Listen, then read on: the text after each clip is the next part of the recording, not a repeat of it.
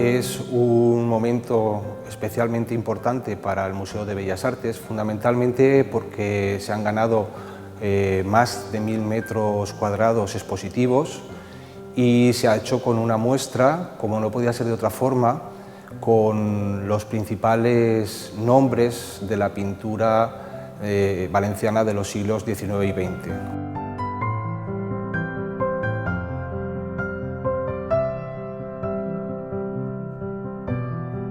Cuando la Dirección General de Patrimonio nos encargó un proyecto expositivo para inaugurar las salas Pérez Castiel,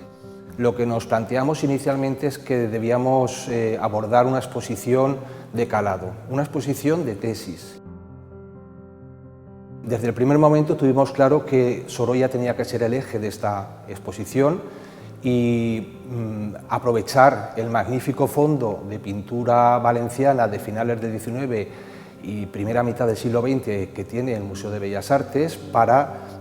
contar un relato coherente, cronológico y diacrónico que permitiese entender en su contexto la obra de Joaquín Sorolla.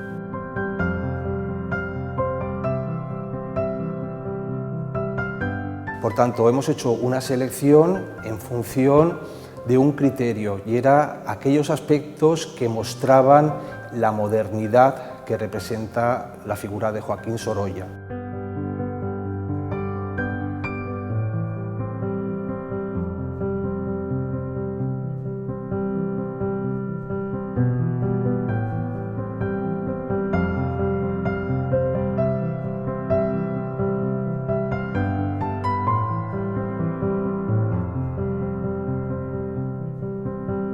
Moderno en tiempos de Sorolla significaba pintar al aire libre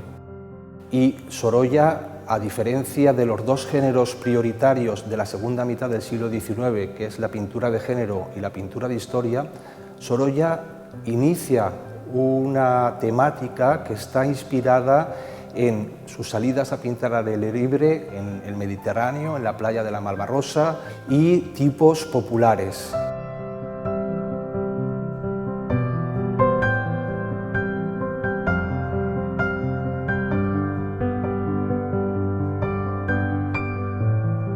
Se ha hecho un gran esfuerzo de adaptación de los espacios, de restauración de algunas de las piezas, de la puesta a punto sobre todo de los marcos, que es aquella parte de la obra que más sufre, y sobre todo también una incorporación de la escultura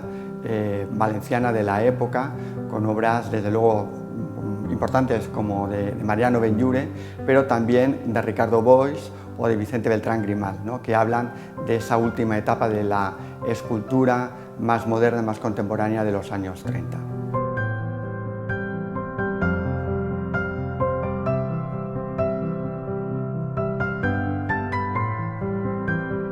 Es cierto que se ha tomado como referencia la figura de Sorolla con sus maestros, sus discípulos y la influencia que llega a alcanzar este artista valenciano, pero sin duda lo más relevante quizás sea la recuperación de estos fondos que forman parte de la colección permanente del museo, que desde el 2012, como digo, se encontraban guardados en los almacenes y apenas habían sido expuestos. Sin duda es un momento feliz y, como digo, histórico, por lo menos para el propio Museo de Bellas Artes.